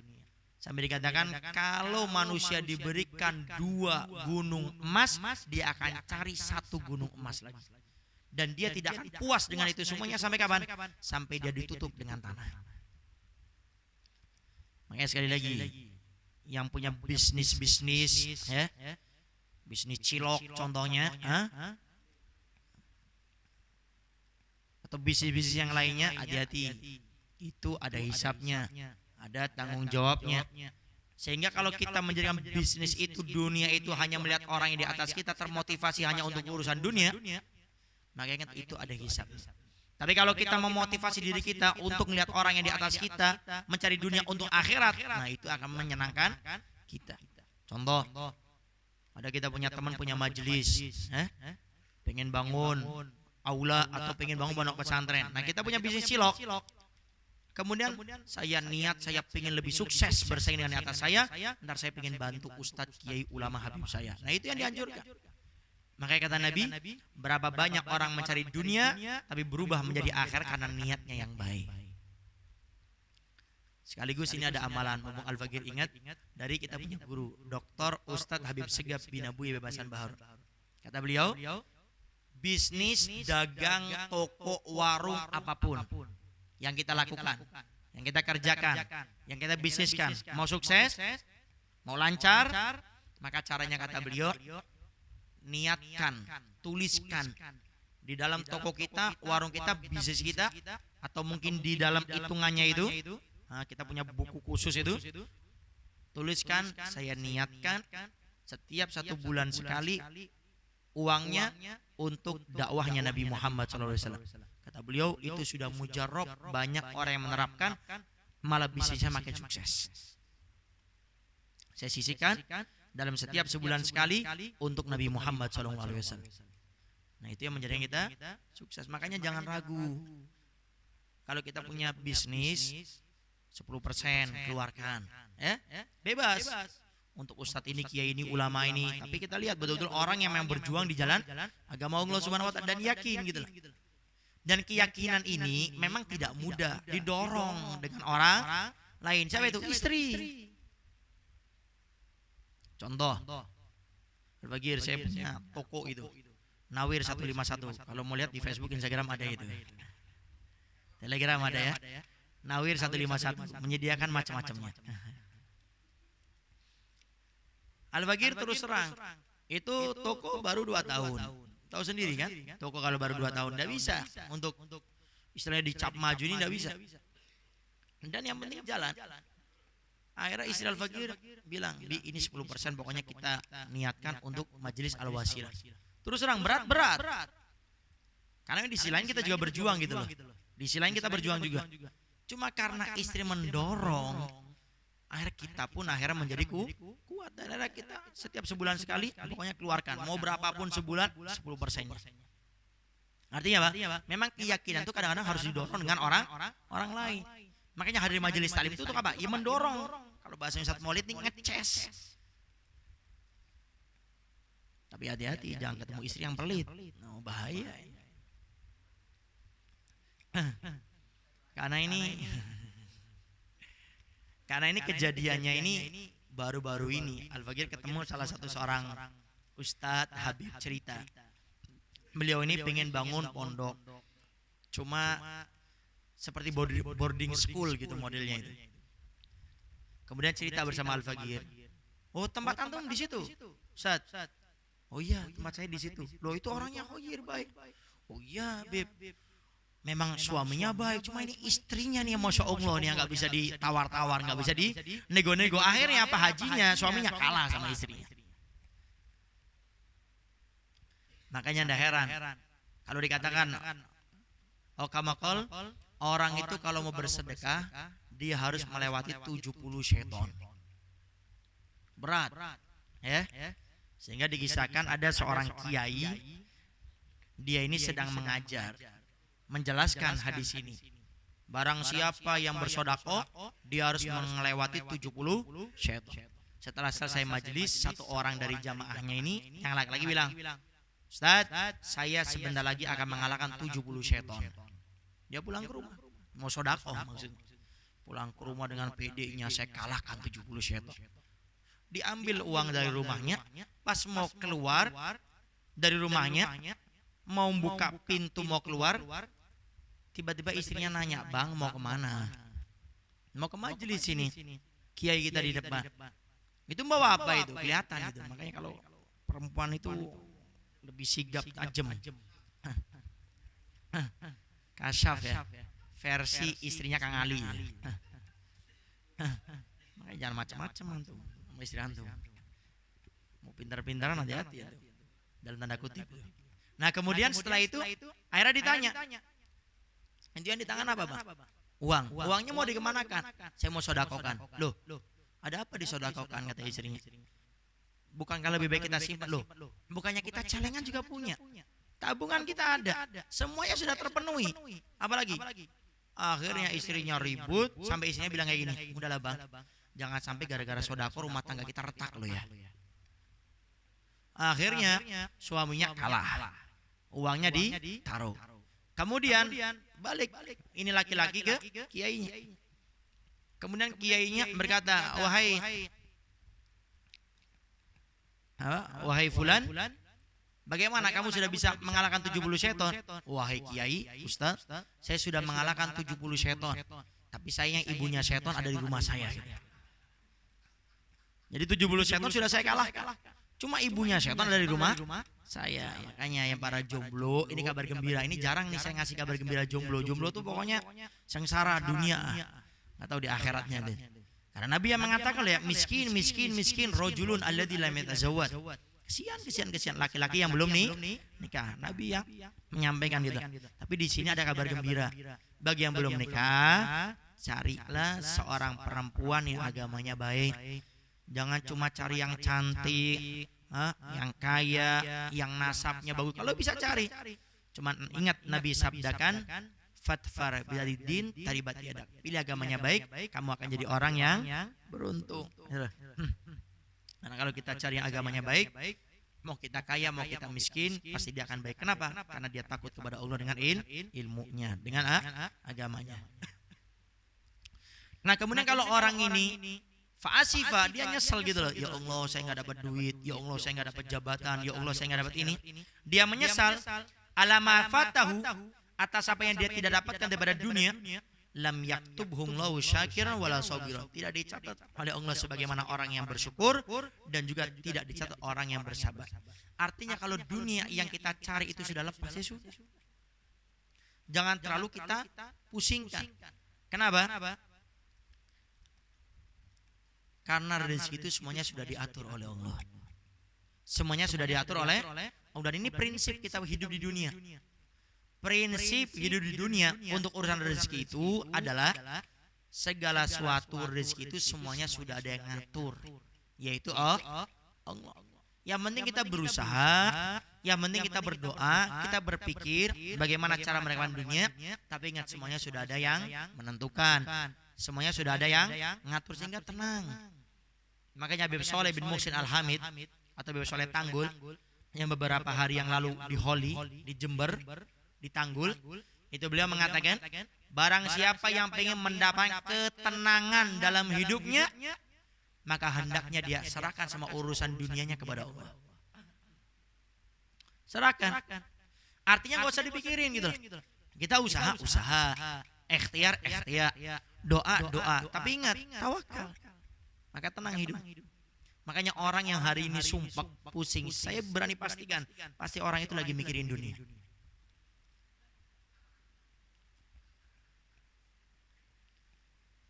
Tapi kalau kita berusaha untuk menyerahkan semuanya urusan kepada Allah, artinya tetap kita usaha, ikhtiar, berdoa, tapi serahkan semuanya urusan sama Allah, itu hati tenang. Coba ingat kapan terakhir kita sumpah. Terakhir kita sumpah. Itu pasti nggak jauh-jauh dari urusan dunia. Tapi ingat kapan terakhir kita hati tenang, pasti karena kita nggak memikirkan dunia. Yakin, rezeki itu tidak akan kemana. Kalau bahasanya para ulama kita mengatakan, kalau engkau tidak tahu rizkimu di mana, rizki itu tahu di mana keberadaanmu. Jadi nggak usah khawatir. Tadi sore kita ngobrol yang viral itu, yang seorang laki-laki di sungai menjaring ikan yang besar satu itu, nggak dapat sama dia, sampai stres sudah. Akhirnya dia sedang naruh apa itu yang buat menangkap ikan itu, ikannya tiba-tiba masuk sendiri. Nah itu. Yang Habib Abdul Haddad mengatakan, alladzi li ghairik la yasil ilaik walladzi kusimlak hasilun ladik. Alladzi li ghairik, suatu yang bukan rizkimu, bukan untukmu, la yasil ilaik, tidak akan sampai kepadamu. Walladzi kusimlak, dan sesuatu yang Allah telah takdirkan berikan kepadamu, hasilun ladik, pasti kamu akan dapat. Artinya apa? Jangan usah khawatir gitu loh. Sudah usaha. Tapi jangan kita merasa menyesal dengan apa yang harusnya kita dapat, tidak kita dapat. Kenapa? Itu sudah ditentukan oleh Allah. Bahkan Al-Faqir Abuya Habib Zain bin Abuya bin Hasan Baharun, beliau mengatakan lanat tafkir wa tashmir wallahu bitadbir wa takdir. Kata Abuya, Al-Faqir punya guru Abuya Habib Zain bin Abuya bin Hasan Baharun pernah mengatakan lanat tafkir, kita ini berpikir, wa tashmir, berusaha untuk mendapatkan dunia. Tapi kata beliau, wallahu bitadbir, tapi ingat Allah yang menentukan semuanya. Dapat tidaknya kita hari ini semuanya sudah ditentukan oleh Allah. Wat takdir, dan Allah yang menentukan. Artinya apa? Hidup ini akan tenang, nyaman kalau kita serahkan semua urusan dunia kita kepada Allah. Tapi ingat ya, tetap kita berusaha, tetap kita ikhtiar. Bukan artinya setelah ini Kang Ali nggak mau jualan, ditegur sama istrinya. Kenapa nggak mau jualan? Saya dengar kemarin Habib Novel Alatos bicara, kata Abu Yazin, kita ini hidup ini sudah ditentukan oleh Allah, sudah ditakdirkan oleh Allah. Kebetulan istrinya Kang Ali nonton streaming. Makanya Bang, kalau ngaji jangan tidur, kalau ngaji jangan main HP. Makanya akhirnya abang ini lupa. Itu kata Habib Novel, pertamanya itu ada awalnya lanat tafkir wa tasmir, kita tuh berpikir dan berusaha. Oh iya tah? Oh iya. Makanya ngaji kalau bahasanya ngaji sambil ngeliwat kayak gini nih.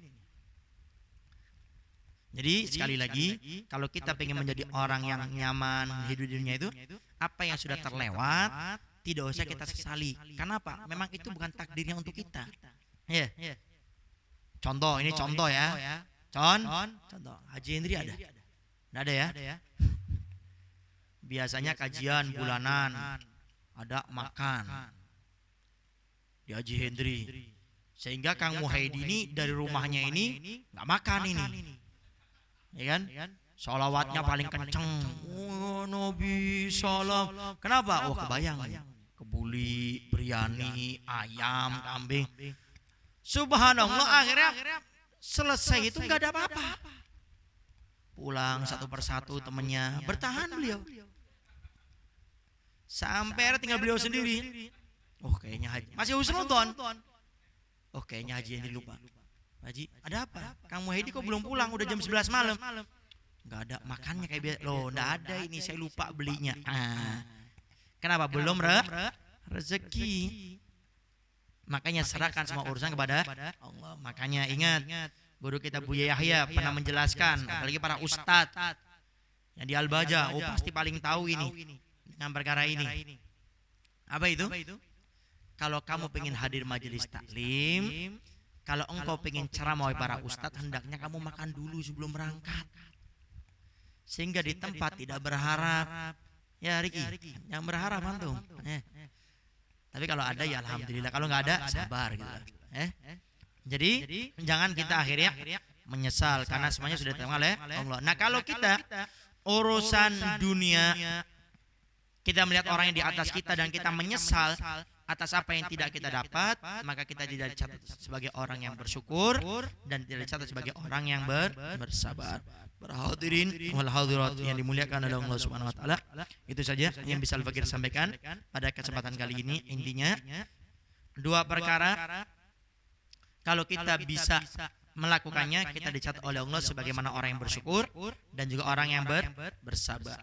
Bersyukur dicatat oleh Allah kalau kita memiliki dunia, kemudian kita melihat orang yang di bawah kita, lalu kita bersyukur kepada Allah atas apa yang telah Allah berikan kepada kita, dicatat kita sebagai orang bersyukur plus sebagaimana orang yang bersabar. Artinya tidak menghinakan orang dengan kekurangannya. Kemudian kalau kita memiliki agama, kebaikan, ibadah, kita melihat orang yang di bawah kita, kemudian kita juga memiliki dunia dan kita melihat orang yang di atas kita, kemudian menyesal dengan apa yang kita tidak dapat dari urusan dunia, tidak dicatat sebagaimana orang yang bersyukur dan tidak dicatat bagaimana orang yang bersabar. Itu saja yang bisa Al-Faqir sampaikan. Seperti biasa sebelum tutup ada sesi tanya jawab. Ya, silakan yang mau bertanya. Wallahu a'lam bishawab.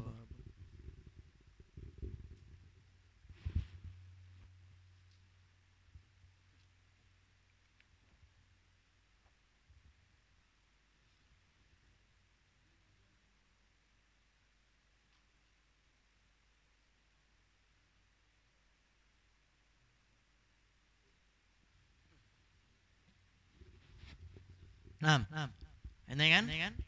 Fadol Kang. Apa Kang Abi? Hah? Abi Nisa. Nah, fadol. Assalamualaikum warahmatullahi wabarakatuh. Assalamualaikum warahmatullahi wabarakatuh. Allahumma sholli ala sayyidina Muhammad. Allahumma shalli alaihi wa ala alihi. If Afan mau nanya, kalau sekiranya itu tentang dunia, kita bekerja mati-matian, ibaratnya tuh kontang-manting gitulah, hanya karena agar tidak dihinakan oleh orang lain atau orang yang di atas kita dunianya itu termasuk yang mana, Ben? Terima kasih. Assalamualaikum warahmatullahi wabarakatuh. Baik, satu lagi ada?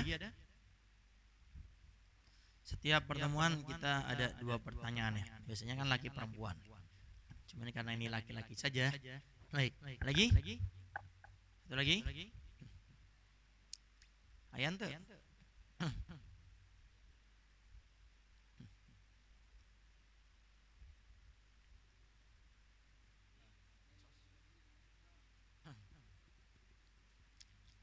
Baik, kalau tidak ada, kita cukupkan. Ada ya? Baik, ada pertanyaan. Bagaimana kalau kita mencari dunia dengan mati-matian karena dihina oleh orang? Jadi kita mencari dunia ini agar tidak dihina oleh orang. Yang pertama itu adalah suatu yang baik. Karena hidup itu kita diperintah dalam agama itu tidak berharap kepada orang, tinggal niatnya diatur dan ditata hatinya. Jangan kita niat mencari harta mati-matian karena dihina oleh orang untuk balas dia. Nah, ini nggak boleh ya, seperti ini. Ya kan? Tapi kalau kita mencari dunia agar kita tidak dihina oleh orang lain, artinya kita menjaga marwah martabat kita, bahkan sekaligus biar orang itu tidak dapat dosa, malah itu yang dianjurkan. Karena menjaga harga diri itu hukumnya wajib, ya. Dan diharamkan kita merendahkan harga diri kita. Makanya Habib Abdul Haddad termasuk orang yang cenderung mengatakan orang minta-minta itu yang dia mampu untuk bekerja itu kita dilarang untuk memberikan uang kepada mereka. Ya. Contoh, ada anak muda bisa kerja kemudian minta-minta kita beri, itu termasuk ulama yang melarang kita untuk memberikan, itu Habib Abdul Haddad. Tidak boleh. Dan dalam sebab itu di kitab Nasihat Dunia itu dijelaskan. Walaupun sebagian mengatakan ya kalau kita sodako saja. Yang penting tidak dilakukan untuk sesuatu yang haram. Tapi sebagian ulama mengatakan tidak boleh.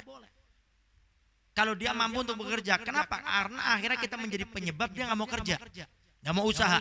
Akhirnya minta.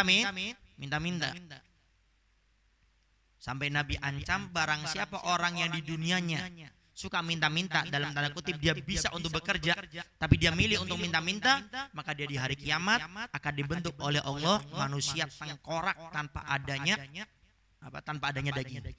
Sebagai apa? Sebagai bentuk orang itu nggak punya rasa malu. Nah, sehingga sekali lagi tidak menjadi masalah, cuma ditata niatnya, dijaga hatinya. Saya niat untuk bekerja biar tidak dihina oleh orang lain, biar apa? Saya menjaga, saya punya martabat harga diri. Termasuk Al-Faqir punya guru Dr. Usai bin Sigah Baharun.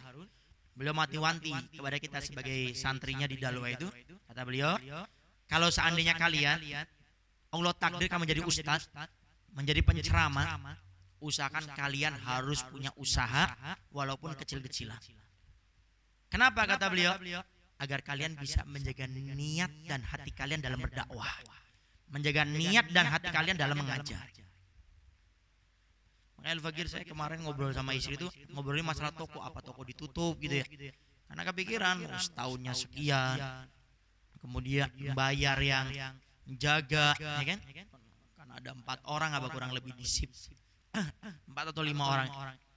Sehingga waktu diskusi istri Al-Faqir bilang kayak gini, Abi, ini toko jangan ditutup, terus saja kita jalan dengan toko ini, dan bismillah insya Allah Allah yang ngatur, Allah yang mengatur rezeki.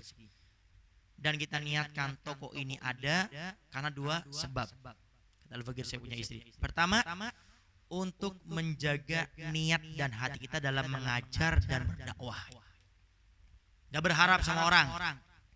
Yang kedua, agar kita tidak perlu dikasihani oleh orang.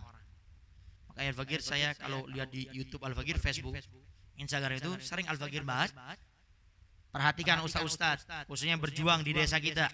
Perhatikan, tapi ingat ya, saya bilang seperti ini bukan untuk saya yang dikasihaninya. Gak usah kasihani saya, lihat saya punya toko gitu. Walaupun ya tokonya ya ala kadarnya. Cuma enak gitu loh kalau ngomong gitu. Coba kalau bayangkan. Al-Fakir saya bilang kasihani ustaz-ustaz yang ada di kampung kita. Dan kebetulan Al-Fakir termasuk ustaz yang ada di kampung itu, kan enggak enak. Oh ini Habib ngomong kayak gini karena pengen dibantu ini. Al-Fakir saya tegaskan. Kenapa saya waktu itu bicara seperti itu? Karena di tempat Al-Fakir ada seorang ustaz yang sudah berjuang ngajar dakwah 35 tahun tidak dapatkan sepeser pun. 35 tahun, bukan waktu yang sebentar loh.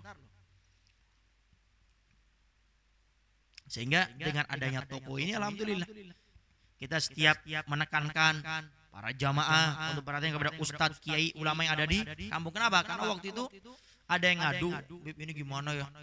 Kadang kalau ada ustadz, kiai, ulama yang diundang acara maulid, Isra Mi'raj, Habib, dimuliakan luar biasa.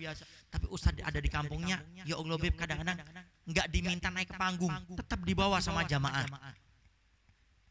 Makanya kata Al-Fakir, saya punya guru dokter Ustaz Habib Siga baru menekankan juga, kalian kalau jadi ustaz, jadi penceramah, usahakan kalian itu memuliakan ilmu. Maksudnya bagaimana? Memuliakan ilmu itu kata beliau, hendaknya kalian pakai pakaian yang paling bagus. Semuanya paling bagus dengan syarat tidak maksa. Pakai gamis yang paling bagus. Pakai kopiah yang paling bagus, imamah yang paling bagus, jam yang paling bagus, cincin, HP semuanya yang paling bagus. Kenapa? Izul ilim kata beliau. Untuk memuliakan ilmu biar kita ini nggak dipandang remeh kata beliau. Beliau pernah bercerita, ada seorang ustadz ngisi kajian pakai motor, nggak dihormati, nggak ada yang berdiri, nggak ada yang bangun memuliakan beliau, nggak ada. Tapi di saat beliau datang ke tempat tersebut pakai mobil semuanya bangun.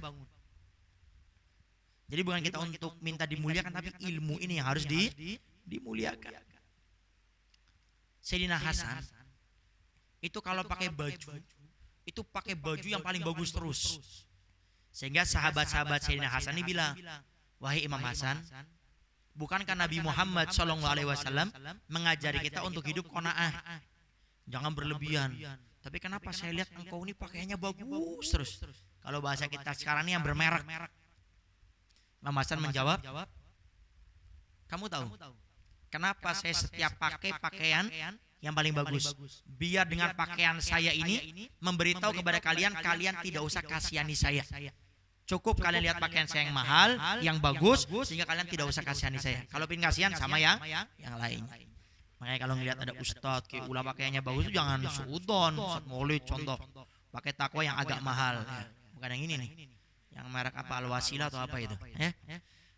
Kemudian setelah itu jangan suudon, wah Ustadz Maulid itu dunia nih, cinta dunia, pakai pakaian bagus. Enggak, Ustadz Maulid itu pingin jangan dikasihani beliau itu. Jadi kalau ada orang mau kasih uang ke beliau, jangan kasih ke saya, jangan ke beliau gitu. Nah, Sayyidina Hasan itu seperti itu ya. Jadi intinya kita ini mencari dunia bukan untuk menyombongkan diri, tapi apa? Untuk memuliakan kita punya diri agar tidak minta. Wallahu a'lam bishawab. Baik, itu saja yang bisa Al-Fakir sampaikan pada kesempatan kali ini. Mudah-mudahan Allah Subhanahu wa taala memberikan kita semuanya keistiqomahan, bisa selalu hadir majelis taklim, dimudahkan rindu dan hadir di tempat-tempat seperti ini, dan mudah-mudahan apa yang kita pelajari mampu kita amalkan, mampu kita sebarkan, dan mudah-mudahan istri, anak, keluarga kita semuanya dijadikan oleh Allah anak-anak yang soleh dan soleha, istri kita menjadi istri yang soleha, suami-suami menjadi suami yang soleh, dan mudah-mudahan Allah Subhanahu wa taala sebagaimana kita merasa nikmat dan nyaman duduk di tempat ini, mudah-mudahan kelak di akhirat di surga kita bisa duduk langsung dengan Nabi Muhammad SAW di majelis taklim yang seperti ini. Dan mudah-mudahan kita keluar dari majelis ini daripada rumah beliau Haji Hendri, mudah-mudahan yang kita hajatkan, yang kita inginkan, yang kita harapkan, yang kita doakan, mudah-mudahan semuanya dikabulkan oleh Allah Subhanahu wa taala, khususnya hajat guru-guru kita Abu Yazain, Bib Segab, Bib Ali, Bib Husain, Bapak Khadijah, dan semua daripada Asatidah Dalwa, dan juga kita punya guru Bu Yahya, dan semua yang berkaitan dengan guru-guru kita, mudah-mudahan semua hajatnya dikabulkan oleh Allah Subhanahu wa taala, dan juga kepada kita semuanya mudah-mudahan di akhir hidup kita semuanya kita mampu untuk bisa melihat wajah indah Nabi Muhammad SAW walaupun lewat mimpi-mimpi dalam tidur-tidur kita. Amin, amin ya rabbal alamin. Kita tutup dengan salat busra 3 kali dengan niatan semua hajat kita mudah-mudahan dikabulkan oleh Allah Subhanahu wa taala. Bismillahirrahmanirrahim. Allahumma salli wa sallim ala sayyidina Muhammadin sahibil busyara salatan tubassiruna biha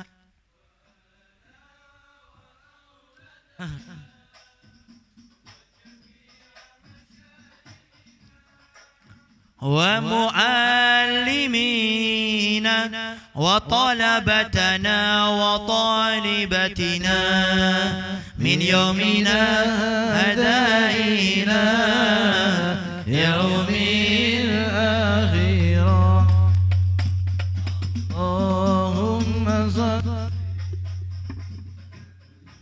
على سيدنا محمد صاحب البشرى صلاة تبشرنا بها وأهلنا وأولادنا وجميع مشايخنا ومعلمينا وطلبتنا وطالبتنا من يومنا هذا إلى يوم الآخرة اللهم صل وسلم على سيدنا محمد صاحب البشرى صلاة تبشرنا بها وأهلنا وأولادنا وجميع مشايخنا ومعلمينا وطلبتنا وطالبتنا من يومنا هذا إلى آخر. Baik, itu saja yang bisa Al-Fakir sampaikan. Kurang lebihnya Al-Fakir minta maaf dan mohon doanya selalu. Akhirul kalam. Assalamualaikum warahmatullahi wabarakatuh.